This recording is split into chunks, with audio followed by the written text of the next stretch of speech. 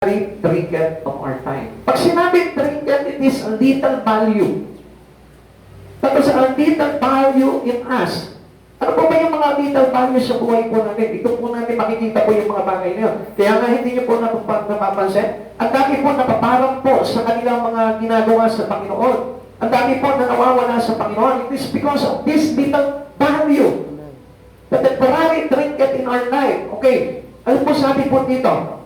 Basahin ko po ulit, no? Ngunit ang araw ng Panginoon ay darating na tulad ng isang pagnanakaw sa araw na iyon, ang kalangitan ay biglang mapaparang na may kakapangilabot na ugong. Matutugtog ang araw, buwan at bituin, at lahat sa lupay malalagtag. Yamang ganito ang magiging wakas ng lahat ng bagay, italaga ninyo sa Kanya ang inyong sarili, mabuhay kayo ayon sa Kanyang kalooban. Italaga ninyo ang inyong sarili at mamuhay ng ayon sa Kanyang kalooban. Ibig sabihin niya, you may give your life to Jesus. Ibigay na ninyo yung buhay po ninyo sa Panginoon. Verse 9, samantalang iniintay ninyo ang araw ng Diyos, magsikap kayong mabuti upang madali ang pagdating ng araw na iyon, araw ng pagkatupok ng kalangitan at pagkapunaw ng matinding init ng mga bagay na naroon. Okay, dito pa lang umpisaan ko na sa sinabi po natin yung mga temporary trinket. Alam niyo kaya hindi pa bumabalik ang Lord? Because they are waiting for us. Hinihintay ka niya na manumbalik ka na sa Lord. Hinihintay ka niya na ilapit mo na yung buhay mo sa Lord. Kasi ayaw ng Lord na mapahamak yung buhay mo. Kasi naumpisahan ka na nakarinig na salita ng Diyos, naumpisahan mo na yung buhay mo na magbigay ng panahon sa Lord. Ayaw ng Lord na masayang yung mga bagay ngayon. That's why, hanggang ngayon, hindi pa dumanalik ang Panginoon. Pero, ang sabi po dito, madaliin nyo na yung panahon na yun. Gumawa na kayo ng mga bagay para sa Panginoon para mapabilis na yung pagdating ng ating Panginoon Jesucristo. Sabi po gano'n nila, it is folly to invest all here on earth. Ang sabi dito, kahangalan yung mag-invest tayo ng mga bagay lamang dito sa mundong ito. Why? Because that's all temporary. Lahat po yung mga bagay na yun, mapupugnan, mawawala, mapaparang, at hindi makapakinabangan ng tao upang dalhin niya sa buhay na walang hanggan. Sabi po dito, everything tied to time, temporary. Lahat yan, lahat ng bagay na mayroong na sa buhay mo ngayon, it was temporarily, except Christ Jesus. Amen.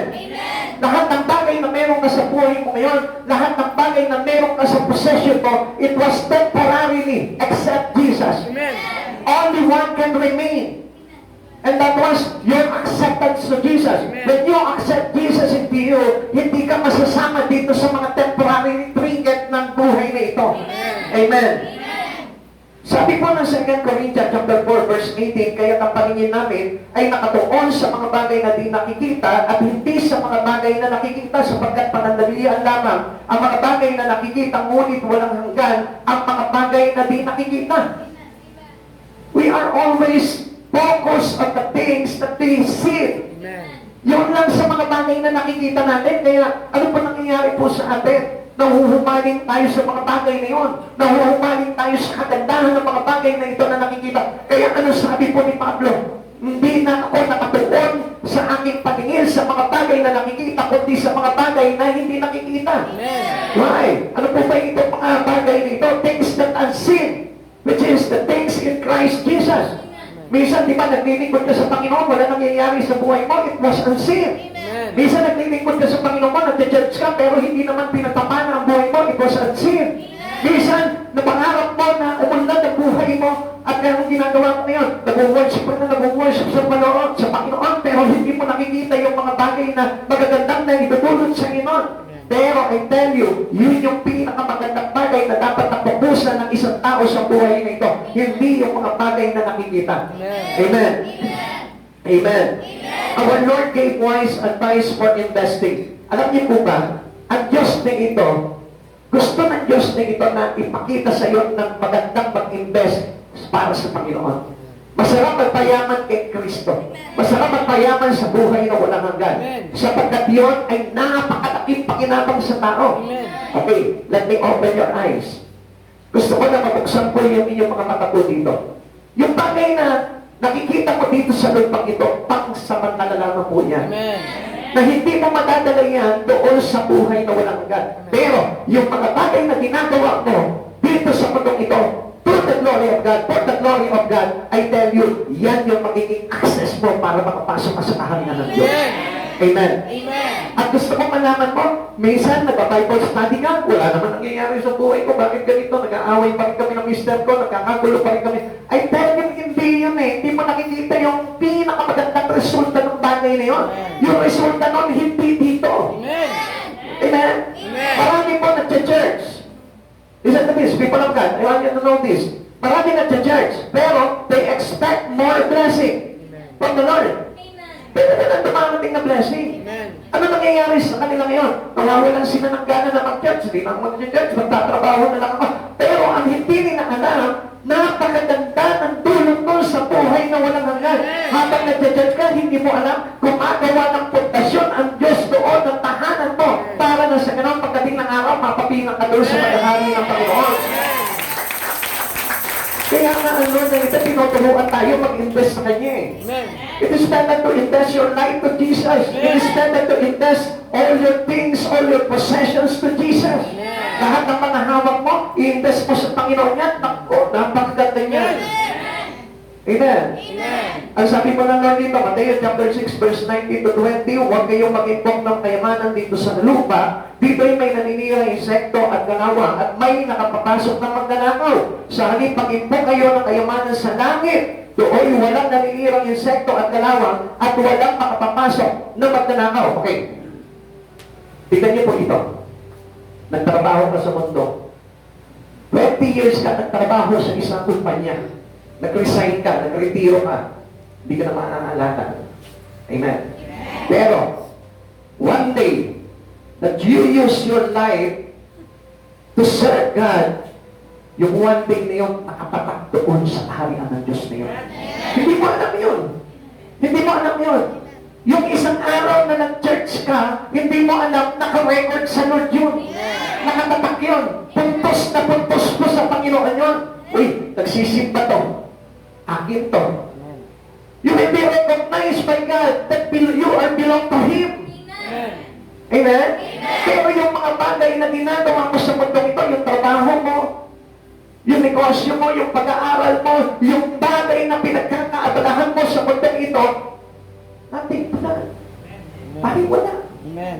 Hindi sasabihin sa iyo ng Panginoon, uy, ang sipag nito magtrabaho, lagi may overtime, lagi may night shift to. Iligtas ka ba? No. Walang kwenta sa Lord yun. Kaya nga sabi ko nga po sa inyo, it was only a temporary trinket, a little value. Amen? Amen?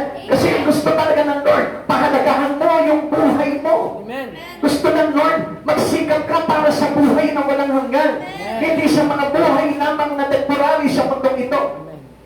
Kaya hindi nyo napapansin itong kaaway niya ito, pagtrabida pa natin eh. Mag-church ka na lang, lagi ka pinipigilan. Magbabasa ka na lang ng Bible, lagi ka pinipigilan. Mag-worship ka na lang sa Lord, makikita mo, tatahol pa yung aso. Hindi nyo napansin yun? Kontrabida kasi ayaw ng kaaway na ito, na ikaw ay yumaman sa Espiritu, yumaman sa kaharian ng Diyos pagdating ng araw. Peter invested in Jesus' life. Naku, ito si Peter, ang sipag na mangingisda ito eh. Kung papansinin po natin, magaling na negosyante ito si Peter. Magaling na mangingisda ito si Peter. Pero, ano nakita niya? He invests his life to the life of Jesus. Ano po nangyari po dito? He heard the call of Jesus to follow Him and obey. Kaya nung tinawag siya ni Jesus, anong ginawa po nito si Peter? Sumunod agad si Peter, walang kaabog-abog. Iniwan niya yung kanyang lambat, iniwan niya yung kanyang bangka. Sumunod agad siya kay Jesus sapagkat alam niya na napakalaking bagay, na mahalagang bagay ang matatagpuan niya kay Jesucristo. Amen. We are called by God for us to learn to invest in Him. Tinawag ka. Andyan ka ngayon, nakaupo ka ngayon dyan. Tinawag ka ng Lord, magaling ka negosyante, magaling ka magtrabaho, masipag ka. Masipag kang service crew, masipag kang, sabihin ko lang, masipag kang sekretary, masipag kang kung ano man yung trabaho mo. Alam niyo, tinawag ka ng Lord para na sa Lord. Yung bagay na iyon ay gawin mo para sa Lord. Amen. Amen. Amen. O let's say, guro ka, teacher ka, tinawag ka ng Lord para kay Jesus, para na sa Lord, yung bagay na natutunan mo, i-convert mo yun at ma-invest mo para sa buhay na walang hanggan. Amen. teacher po dito? Andiyan po ba si Sister Bessie niya? Andiyan si Sister Bessie? Wala pa. Nandiyan na. Okay. Yan, Sister Bessie. Magaling na guro yan. Sino pa yung mga teacher dito? Ayan, si Brother. Magaling na guro yan. Tinawag po kayo ng Lord sa kabila ng pagiging guro nyo sapagkat alam ng Diyos na ito na kapag kayo'y nagpahayag at nagbahagi ng salita niya, talagang marami mainikay. Amen. Amen. Kasi yan yung porte nyo eh. Amen? Amen. That was a given talent to you by God. Kaya na, ang gusto ng Lord, you invest your life to Jesus. Amen. Whatever you have on your hand, in your life, invest it to Jesus para na sa ganon, hindi ka lang sumisweldo sa mundong ito, hindi ka lang yumayaman sa mundong ito, kundi yumayaman ka rin sa buhay ng mga. Wow! Double purpose! Double kita! Double yaman! Amen? Kaya sila sister, ang sarap magluto niya, ang sarap magluto niya. If you invest that cooking, into the Lord, I tell you, naku, dami mong mapapakain ng mga lingkod ng Diyos at hindi lang ang lingkod ng Diyos ang napapakain nyo, kundi mismo si Jesus pagdating ng araw, sasabihin niya, ang sarap ng hanggang ko. Amen? Amen? Whatever you have in your life, kahit na ano yung trabaho mo, magpupukit ka, nagtatanim ka, naku, magtanim ka doon sa bugri ni Jesus, I tell you, isang araw, sagana yung aanin mo. Amen. Amen. If you heard the call of Jesus into your life, kaya ka tinawag ng Panginoon para marinig mo yung exact calling ng Lord sa buhay mo para na sa ganon ngayon, ang buhay mo na ito ay magkaroon ka ng kayamanan sa langit. Amen.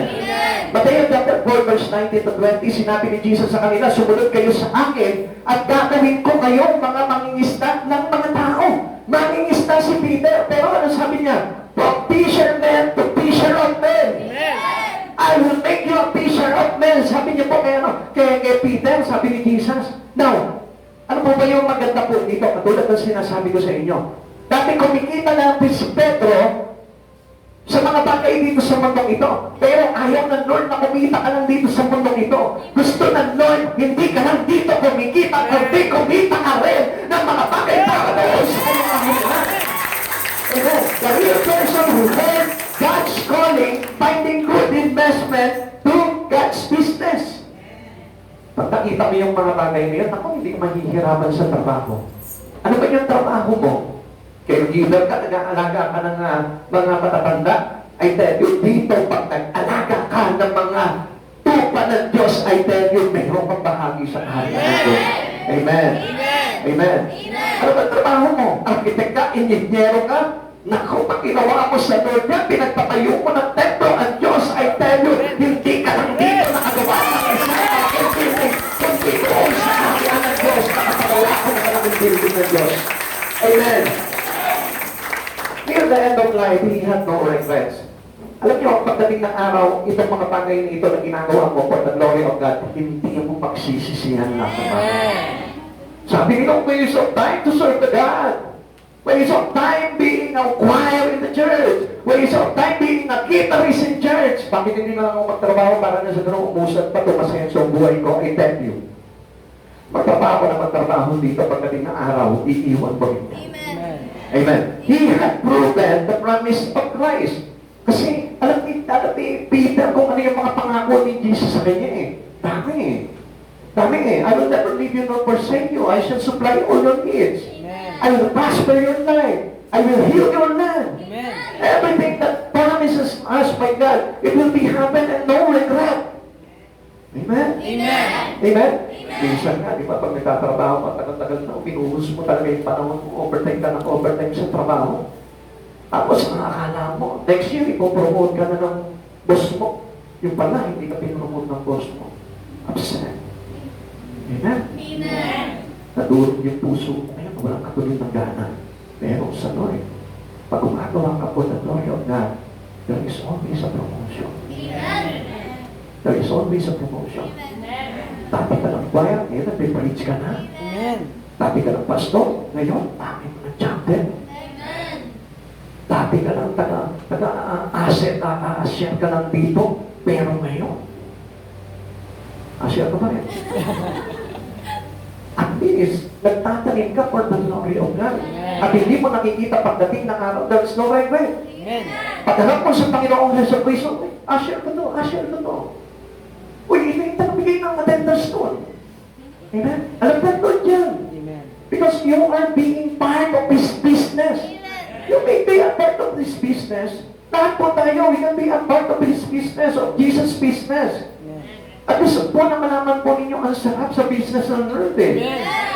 Nung private nga, sinishare ko po sa inyo, habang kami po, mahayo po kami doon, habang naghahanap po kami, nagtatanong kami ng lugar na kung saan pwede po natin mapaglagyan po na tumantunga itong mga kabataan nito, hindi na alintana yung utok. At tignan niyo po yan for the glory of God, hindi nila initna yung init ng araw kahit ang daming pinapahid sa mukha niya. O tignan niyo, ang gaganda pa rin, di ba? O, di ba? Nasira ba yung mga kudis niya? Maghapon, naglalakad sa initan, pero tignan niyo, ang gaganda pa rin. Joke. Kaya, nakita niyo, nasira ba yung mga kudis niya? Hindi naman. Nakita niyo bang umitip si Sebastian? Tawa ka ng tawa ng sister. Wala na susunugin eh. Amen. But for the glory of God, I tell you, pagdating ng araw, nagsunog siya ng banal. Pero, pagdating ng araw doon sa kalangitan ng Diyos, puting-puti ang Diyos. Amen. Amen. Tapos, a life of no regret. Yan yung life of no regret. Yung naglilingkod ka sa Panginoon dahil pagdating ng araw, alam mo na wala kang pagsisisihan doon sa mga bagay na inubos mo sa Panginoon. Dito nga, invest ka ng invest ng trabaho sa negosyo eh. Tapos nalugi, di ba? Nasakit sa kalooban. Pero pagdating sa Lord, kahit na anong pag-uusik, kahit na anong failure, basta naglingkod ka sa Panginoon, marami po pagdating ng araw, wala kang pagsisisihan sapagkat ang Diyos na ito, maluwag na bukas ang pintuan na namin para sa iyo. Amen. Sabi ko dito sa 2 Peter chapter 3 verse 9, ang Panginoon ay hindi nagpapabaya sa kanyang pangako gaya ng inaakala ng ilan. Sa halip, nagbibigay siya ng pagkakataon sa lahat sapagkat hindi niya nais na may mapahamak kundi ang lahat ay pagsisi at tumalikod sa kasalanan. Sa paano? Invest your life to Him. Amen. Amen. Amen. Kaya ka nga pinipilit ng Lord na maglingkod sa Kanya eh. Yung mga taga-patupagin, yung mga kabataan dyan, kung isang araw yan, makikita mo maglilingkod na Biblia. And I praise to God. Isang araw dyan, mayroong tatayo dito, magpapastor yan. Isang araw dyan, tatakbo sa isang bayan yan, doon yan magpapahayag ng salita ng Diyos. Amen. Ako, kinigmain ko po sa Panginoon yan. Kung gusto nila. Amen. Kailan ko matahigan? Tingnan yung mga tipong mga pastor eh. Pag nakita niyo yung mga kabataan na yan eh. Amen? Amen. Nagbubulong na sila. Ikaw yata yung sinasabi ni pastor. Lahat kayo. Amen? Amen? Alam niyo, sa totoo lang, you must hear the call of Jesus into your life. If you hear that, pag nasumpungan mo yun at narinig mo talaga yung panawagan ng Diyos sa buhay mo, I tell you, ganda ng ibibigay sa iyo. Amen. Amen. Sabi po dito, okay, He wanted everyone to repent. Kasi alam niyo po, yung repentance to Lord, okay, ito po yung hindi natin alam eh. May repent to God. Dami, lahat. Lord, sorry for what I did, for what I've seen. Sa mga pagkakasa naman, Lord, sorry. Pero ito yun eh. The true repentances are those people who's willing to serve Him mightily. Yung sa mga tao na kapag ikaw nag-repent ka, humingi ka ng tawad sa Panginoon, it is not only saying to God, Lord, sorry. Kundi may kalaki po yun na aksyon. At yung action na yun, you will serve the Lord your God for the rest of your life because you are now investing your life to the glory of God. Amen? At yun po yung nakakapaglagay po sa atin para tayo po ay malinis sa kasalanan. When we put our life into the holiness of God, we cannot put our life into the holiness of God without action, without doing anything to Jesus. Kasi it was imparted to us the Spirit of Jesus eh. Kaya ka naglilingkod sa Panginoon because imparted ka na ng Spirit of Jesus and the Spirit of God is holiness. Amen. Amen. At yung Espiritu na yun na pumasok sa iyo, nag-motivate sa iyo, nagtulak sa iyo para maglingkod ka, it was the Spirit of holiness of Jesus. Yung kabanalan ng Diyos pumasok sa katauhan mo kung bakit gusto mo ng paglingkuran si Jesus. Amen. Amen. And that was the true repentance. Ibig sabihin mo, nililinis yung kasalanan mo as well as nung araw, alam niyo po ba, ang isang makasalanan hindi pa pwede makalapit sa kapamento. Sa templo ng Diyos, hindi po maaari makalapit po siya.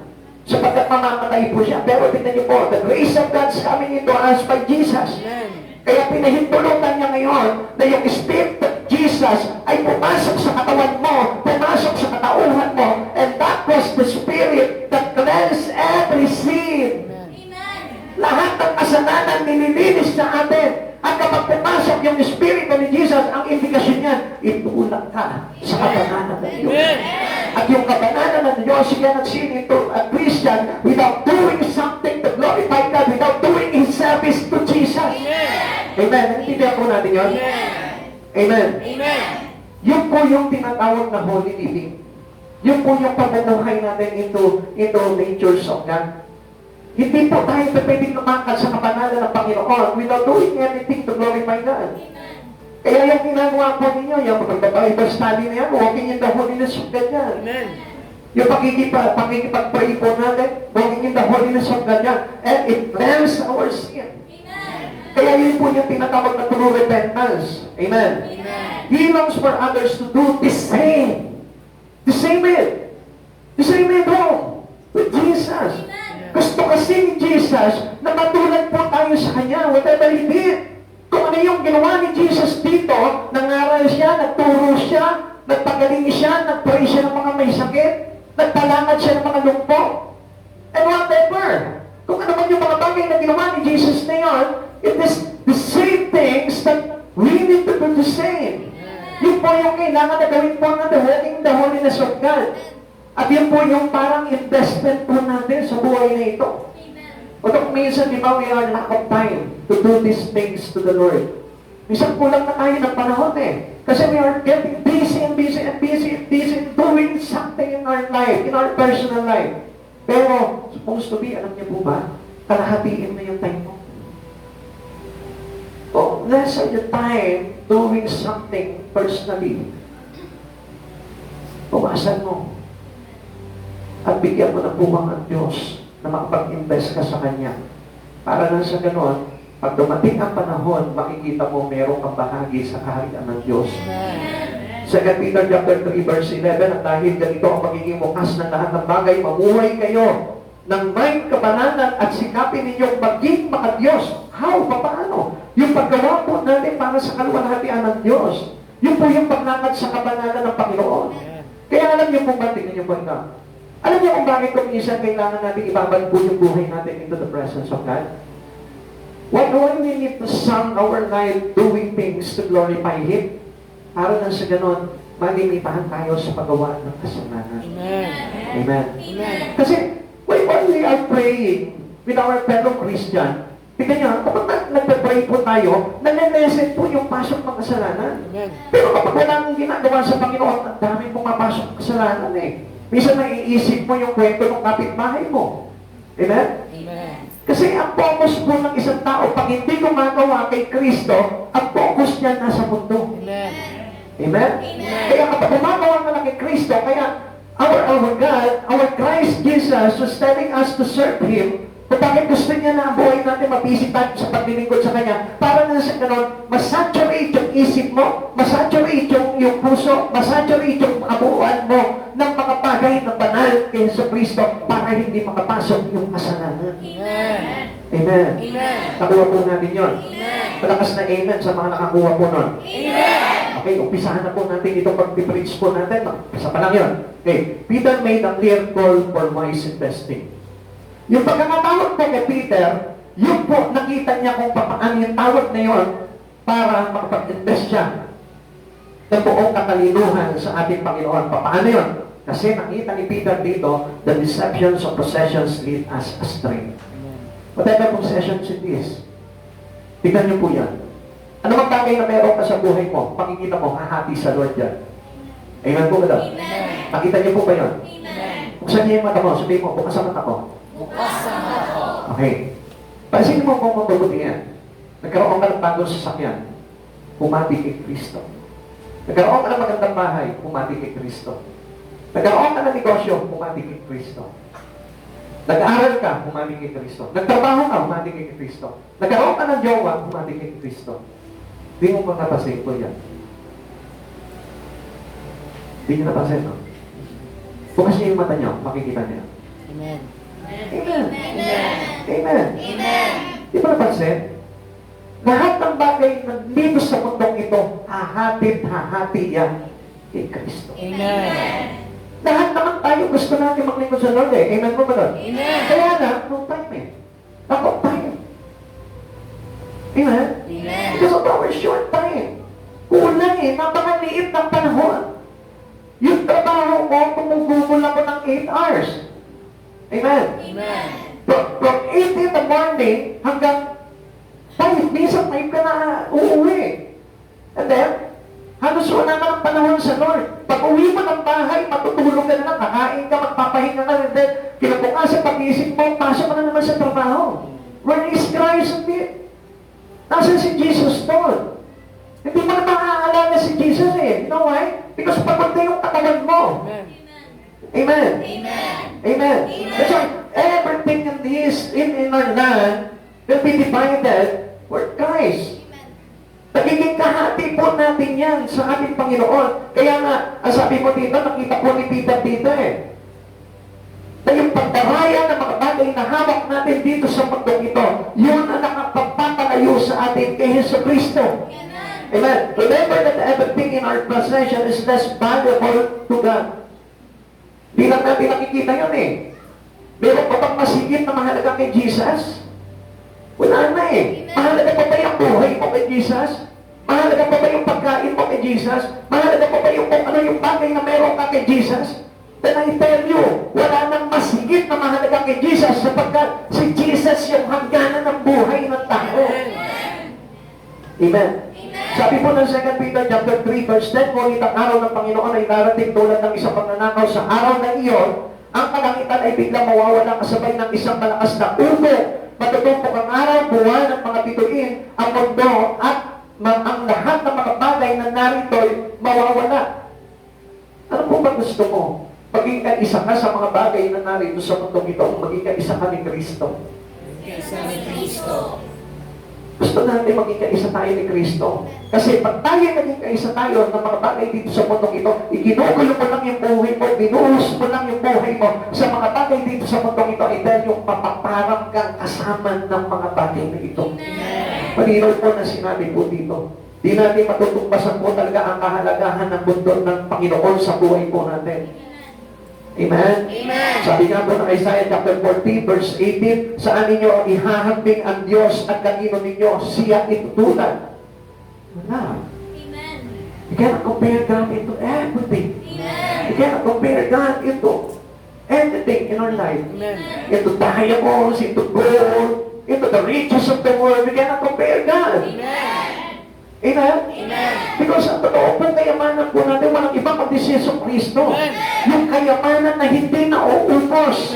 Yung kayamanan na hindi mapaparot pagdating ng araw. Amen. Na matugdaw man ang buwan, matugdaw man ang mundo ang araw, at ang lahat ng mga bagay sa mundong ito, si Yesu Kristo pananatiling buhay kasama ng mga tao na mamahal sa Kanya.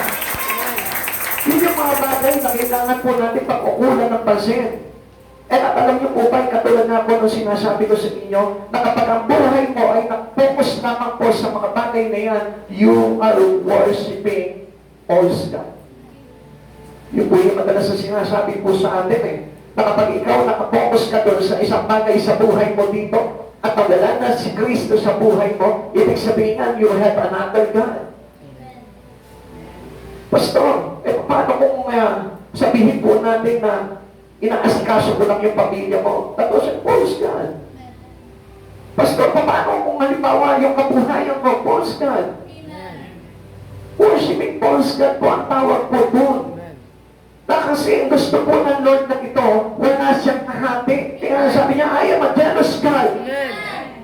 Ayaw ng Diyos na mayroon kang ibang Diyos. Ayaw ni Kristo na mayroon kang ibang sinasamba sa buhay mo. At pinapahalagahan sa buhay na ito. The love of earthly possessions has deceived many. Marami po ng mga nadaya po niya. Kaya isa na po dito, tingnan niyo mo, the deception of possessions sent to Lot to Sodom. Ano po nakita po ni Lot doon? Nagpilihan po sila ni Abraham eh. Nipatsuhin niya si Abraham. Sabi ni Lot, doon ako. Maganda doon, maganda pastunan. Sariwa ang mga damo. Maganda ang tubig ang batisan. Sabi ni Abraham sa kanya, there you go. Take it. Kinuha ni Lot po yung magandang lugar na yun. Masagana. Mayaman sa mga damo. Sabi niya, maganda magpastor dito. Buti na lang. Binigay sa akin Abraham to. Pero, they did not see it behind of that Sodom and Gomorrah. Amen. Kaya ano nangyayari po doon? Si Abraham, ang pinili niya yung mga pabagtong lugar Amen. that symbolize the rock of his salvation. Amen. Amen. Si Lot, nakita niya lang yung ganda sa paningin ng mata niya. Amen. Kaya hindi niya nakita yung nakapagta sa kanyang buhay na kapamakan. Amen. Which is the sin of Sodom and Gomorrah. Amen. Ano yun?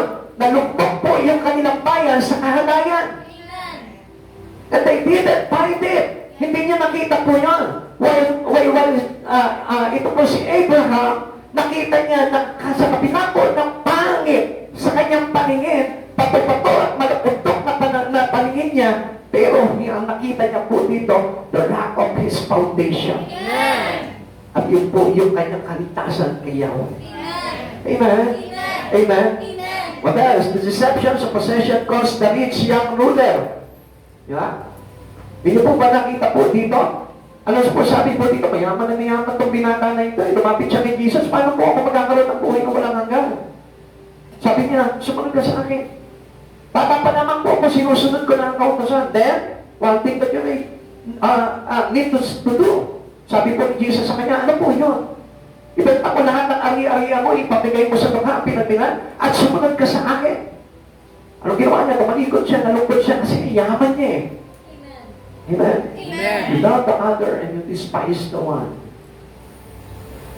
The deceptions of possession sent the rich fool to hell. He enjoyed his richness. Na-enjoy niya yung kanyang kayamanan. Meron siyang meron siyang kambere. Meron siyang tagagawa ng pagkain. Meron siyang tagabinis, tagapagpaligo. Kumpleto siya sa lahat ng bagay and enjoy it. But he forget that there is God in their life. Amen. Nakalimutan niya yun. Sa kabila ng kanyang kayamanan, in-enjoy niya lang yung buhay na yun. Kaya ano nangyari po sa kanya? When he passed by, ito po si Lazaro, napunta sa piling ni Abraham, at siya naman ang inapunta siya doon sa impyerno. Amen. Why? Because he only enjoyed his things, his riches, and his word. Basta kung masama ko pala, enjoy ko yung pinaghirapan ko dito sa mundo ko, yes. Without God. Amen. Without Jesus. Amen. Basta pinagpagalan ko ito, pinagpaguran ko ito, pinagpahusan ka ng panahon na ito, that's why. Ayaw ng Lord yun. Kasi ang gusto ng Lord na ito, kung nagpapagal ka dito, kay Jesus ka magpagal. Amen. At ayaw ng Lord na ang buhay mo maubos lamang sa mga bagay sa mundo ito, sapagkat it is wasted. Amen. Sayang lamang po yun. Kaya ano sabi niya po gano'n? Yung pag-iipok na kayamanan dito sa mundo ito ay masasayang lamang sapagkat dito ay may kalawang mga insekto na naninira, magnanakaw. Amen. So meaning, walang saysay yung mga bagay na yun. Kaya ayaw ng Diyos na maumaling ka sa mga bagay na yun. Ayaw ng Diyos na pagpahusan mo ng panahon yung mga bagay na yun. Hindi naman po problema kung magtrabaho tayo eh. Hindi naman po problema kung may mga bagay kang ginagawa sa buhay mo dito sa mundong ito. Ang problema, yung nakalimutan mo na si Jesucristo sa buhay mo. Ang problema, yung wala ka ng panahon kay Jesucristo. Ang problema, yung halos pabura na sa isipan mo si Jesucristo. Ang problema, yung halos mawala na yung salvation na in-offer sa'yo ng Lord. As He says, for God so loved the world, He gave His only begotten Son, whosoever believes in Jesus shall not be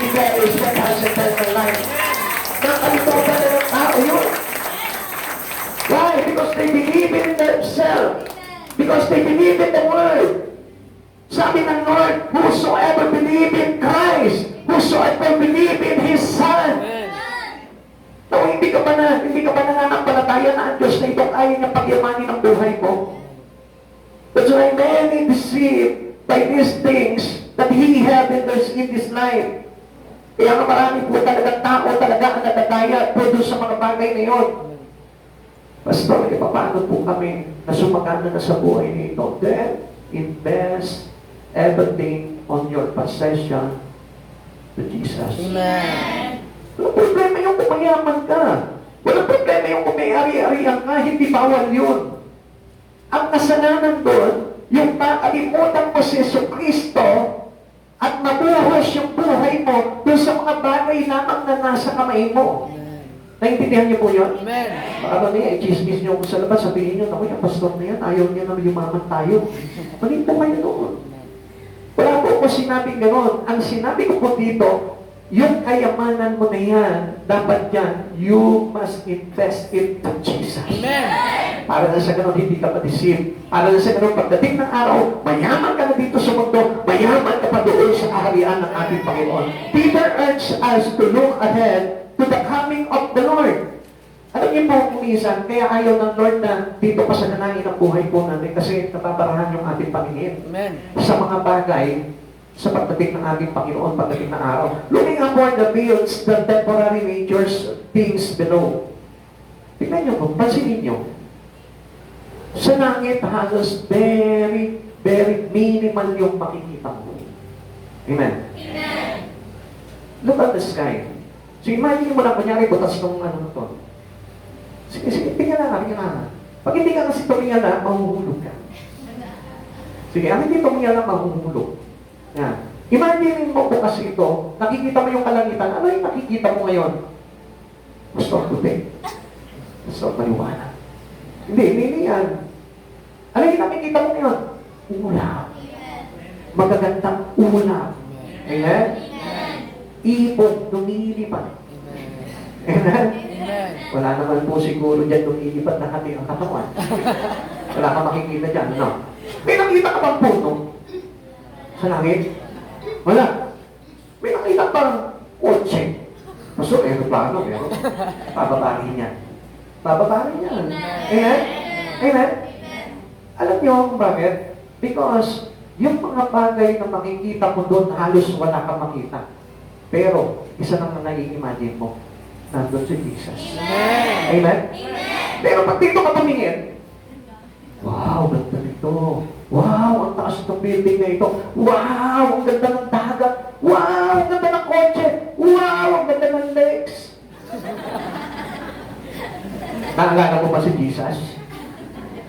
Halos hindi mo na maalala si Jesus. Kasi masyado na nahumaling yung mata mo sa mga bagay lamang na nakikita mo sa mundang ito, which is only temporary. Amen. Amen? Amen. Yung tuyo na legs na yan, temporary lang yan. Amen. Pagdating ng araw, aagnasin din yan. Amen? Tignan mo yung katabi mo. Ganda, no? Sabihin mo sa kanya, ganda mo, te. Pero pansamantala lang yan. Pag nasa 6 feet, pero the ground ka na, agdas na yan. Amen? O, ano pa sa isa yung ginagamit mo ngayon, papabeauty. Meron pa ba? Wala na. Yung high heel mo ngayon, na pinag-iintak-intak mo ganyan yan. Hello? Wala nang silbi yan. Amen. Pag natapos ang buhay mo dito, hindi na high heel yan. Hello? Amen? Ano pa?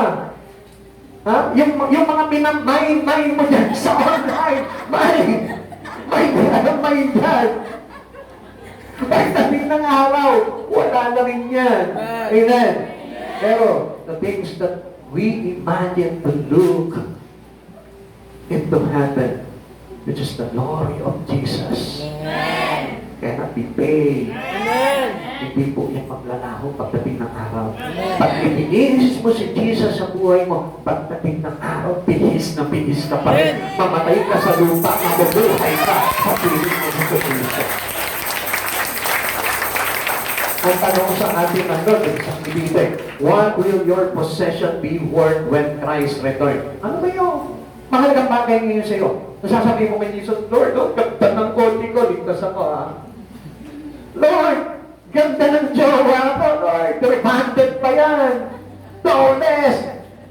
for. No way. Sapagkat ang gusto ng Lord, what we have on our possession is the Spirit of Jesus. Amen. That is our fullness in our life. Yun yung bumubuo ng buhay mo dito sa mundo dito.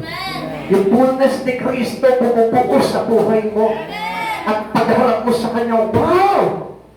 You are belong to me!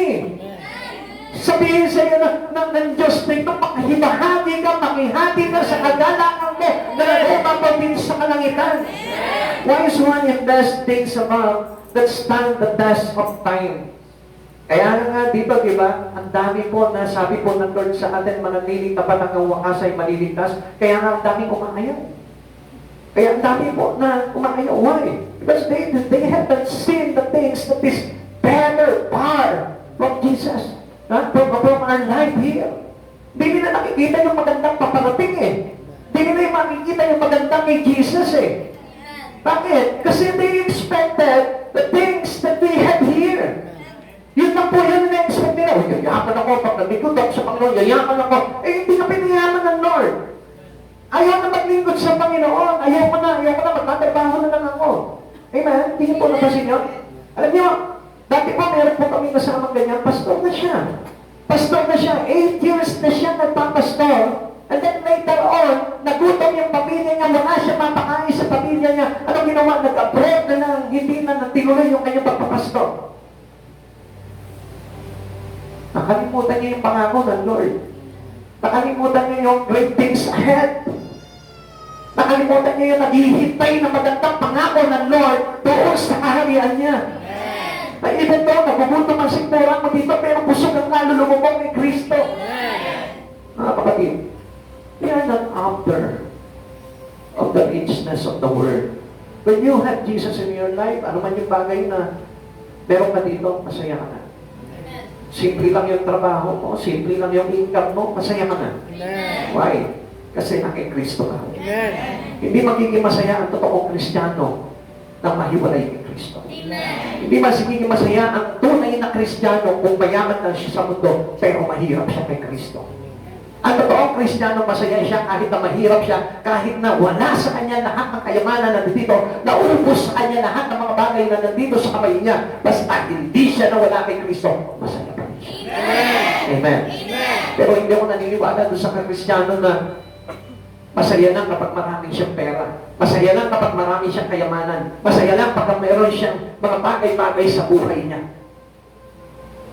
Gusto ko po na malaman po ninyo, ang isang totoong Kristiyano na nagmahal at tumanggap at nag-invest kay Kristo, yung Kristiyano na kahit wala siya, masaya siya dahil may Kristo siya. Amen. Ikalawa, the dissolving of possessions will occur. Ano po ba yung mangyayari po dito? Lahat mapupugnaw. Lahat maglalaho. Amen. Sabi po dito, remember all things are past. Sabi po dito na 2 Peter chapter 3, verse 10 to 11. Ngunit ang araw ng Panginoon ay darating tulad ng magnanakaw sa gabi. Sa araw ng iyon, ang kalangitan ay mapaparang na may malakas na ugong. O, yung ugong na yun, yun ay rapture eh. Ang lahat ng mga sangkap na bumubuo ng sanlibutan ay masusunog at mawawasak. Ang lupa at ang mga bagay na ginawa ng naroon ay mapupugnaw. So ano ibig sabihin po nito? Kasama po tayo na nahumaling po dito. Amen?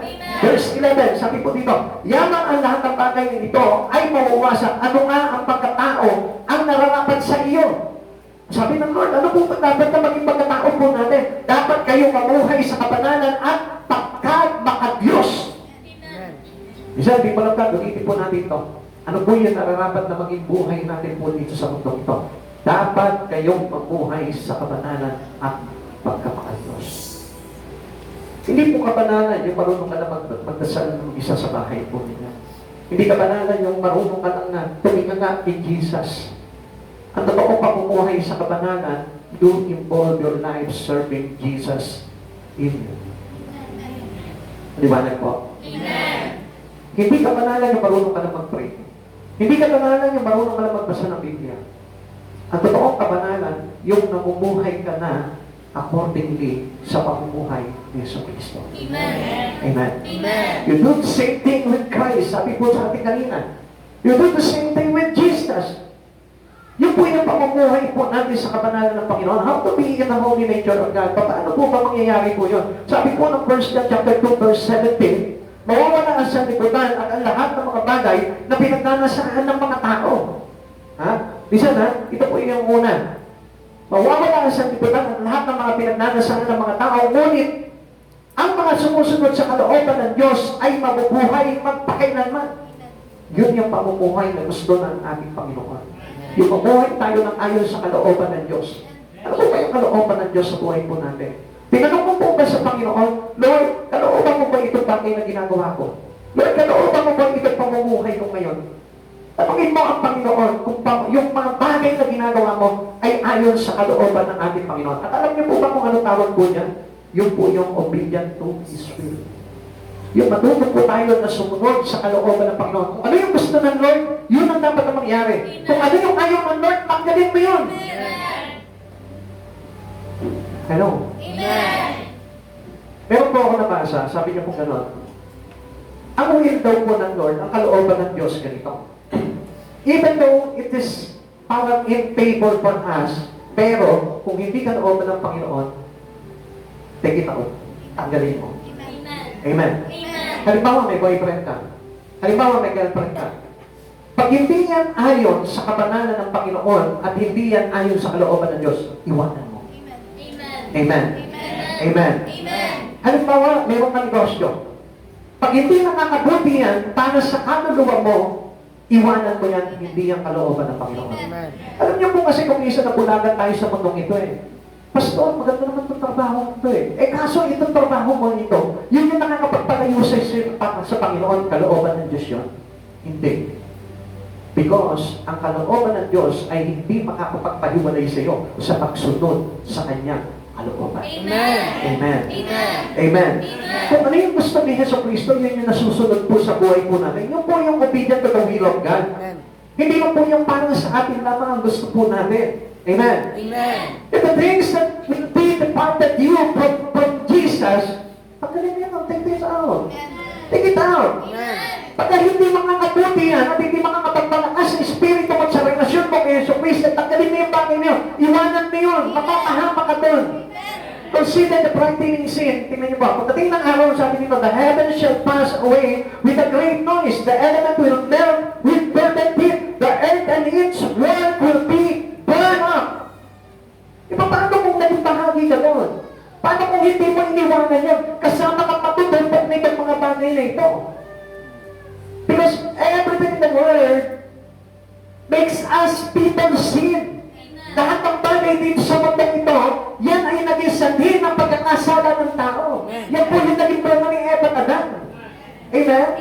Nabuhay sila sa sarili nila. Kaya akala ng tao, it is only a normal things for us to do our job here. Kala natin yun na yun Kala natin yun na yung kalooban ng Panginoon Nabulag tayo doon because Adam and Eve deceived by Satan. Amen. At ano po ba yun? The fruit of knowledge. Kaya ano nangyari po sa kanila? Nabuhay sila ng hiwalay sa Diyos. At yun po yung nangyayari sa buhay po natin. Na kung ano yung bagay na nakapagpahiwalay sa iyo sa Panginoon, it was sin. Amen. Pastor, wala naman akong ginagawa. Sa totoo lang, pumapasok lang ako sa trabaho ko. Pero, nakita mo ba na nakapag-depart sa isa Lord yun? Then, it was sin. Amen. Kasalanan po yun. Amen? Amen. Naintindihan po natin yun? Amen. Okay, uulitin ko po sa inyo, hindi masama magtrabaho. Hindi masama mag-aaral. Hindi masama yung mga bagay na yun. Pero ang masama, yung ginawa ni Adam and Eve. And what is it? Yung natutunan po nilang mabuhay sa sarili nila without God. Amen. That's why they are separated from God. Kaya sila napahiwalay sa Diyos. Kaya sila napalayas doon sa Garden of Eden because they parang nangaras sila na mabuhay na lang without Jesus, without God in Him. Now, it's the same thing with us. Are you Adam? Are you Eve now? Ano yun ito? A pleasant night. Ikaw na ba si Eva ngayon? Ikaw na ba si Eve ngayon? Ikaw na ba si Adam ngayon? Kayang-kaya mo na yung buhay mo without God. It was sin to God. Dapat hindi kailanman mawawala si Jesus sa bahagi ng buhay mo. Amen. Huwag naman. Amen. Sapagkat ang sabi ko doon, lahat ng nahumaling dito, kasama ang mga nahumaling dito, ay matutupong pagdating ng araw. Amen. Amen. Now, ano naman po yung pinakamaganda po dyan? Yung hindi mo ihiwalay yung buhay mo sa Panginoon. Kahit gaano ka kayaman dito sa mundong ito, huwag mong kakalimutan at iiwan ng Diyos sa buhay mo. Kahit gaano ka kabisi sa mundong ito, huwag mong hihiwalay ang buhay mo kay Kristo. Huwag kang magtatago kay Kristo. Amen. Amen. Sapagkat ang Diyos na ito, ayaw niya nung humihiwalay ang tao sa Kanya. Kaya nga, nakita niyo, sayang na lang po yung effort ng napakagandang effort ng Lord po sa atin eh. Sayang na naman po yung effort ni Jesus po sa buhay po natin. He was given to us by the Father for us to be reunited to our Father. Amen. Amen? Si Jesus yung nagtugtog muli ng daan patungo sa Ama. Si Jesus yung nagbuo ulit ng relasyon natin kay Father. Amen? Amen. Now, kung titignan po natin, mawawala na sa isa yung makapunta dito si Jesus and then until now, still broke up pa rin tayo kay God. Still, wala pa rin po tayo relasyon kay God. Still, hindi pa rin po tayo tugtong sa Panginoon. Still, malayo pa rin ang buhay natin sa Panginoon. Jesus is so blessed. Amen? Amen. Naintindihan niyo po yun? Now, kung makikita po natin dito, nayuyurangan po natin ang Panginoon kapag ang ugnayan natin kay God, kay Father God, ay hiwalay pa rin until now. Sabi natin, we accept Christ Jesus already, pero humihiwalay pa rin yung buhay natin kay God. Sabi natin, we accept Jesus already, pero hindi pa rin tugtulungan yung ating daan kay God. Amen? Amen. Parang ang layo pa rin ang buhay natin kay Yahweh, hindi niyo napansin yun? Pero binugtok na ni Jesus yun. Those who accept Jesus, those people who accept Jesus, remain in God. Nananatili yan sa Panginoon, hindi humihiwalay yan sa Panginoon. Amen. Or else, sayang lang yung ginawa ng Lord sa atin. The dissolution requires a decision. Yan. Yan tayo papasok yan. Bago po mangyari itong mga bagay ngayon, you need to decide. Whether tuluyan ka na ba mahihiwalay sa Panginoon o tuluyan mo na bang ilalapit ang todo ang buhay mo kay Jesus. How shall we then live? Paano po tayo mamumuhay nun? Better to have God right now. Ngayon pa lang, kailangan nandiyan na si Jesus sa buhay mo. Amen. Let Him command your life. Let Him to lead you. Whatever He wanted you to be done on earth, yun ang gawin mo. Amen. Kaya mo na siya, may hintununan mo itong Jesus na ito. Kaya mo si Jesus na magsabi sa iyo na, itong gagawin mo, anak, ito ang dapat. Anak, dito ka. Pabiyaan mo lang siya sapagkat si Jesus ang nakakaalam ng daan patungo sa ating Ama. Amen. Amen. Amen. Amen. Live according to His will.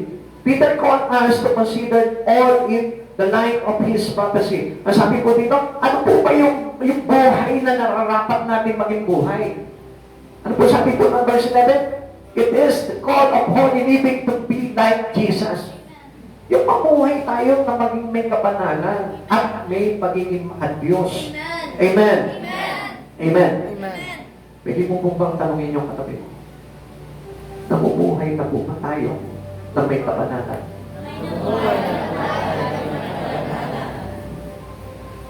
Siguro, you just simply, we say, yes. Because I'm here now. Nandito ko ngayon, Pastor. So, hindi pa makabanalan to? Yes. It was a holy living. Because you are here. You listen to the word. You praise Him. You worship. You sing. You dance. You are living on the holy living of God. Namumuhay ka ngayon. Ngayon. What about later?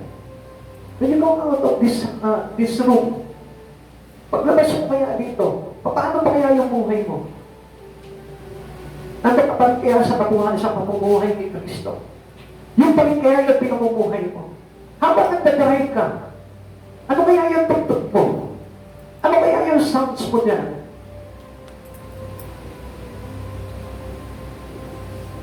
Tunog pa rin kaya ng langit yung naririnig mo sa stereo mo.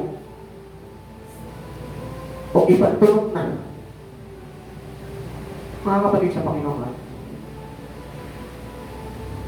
when you are here, when you are with God, with Jesus, you are living in the holiness of Christ Jesus. Totoo po yan. Namumuhay ka sa kabanalan ng Diyos.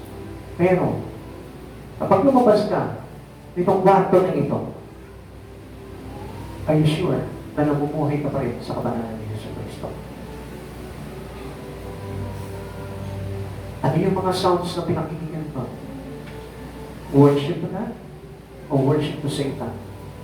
Ano yung kanta mo kinakanta mo? Worship to God o worship to Satan? Let me remind you, people of God.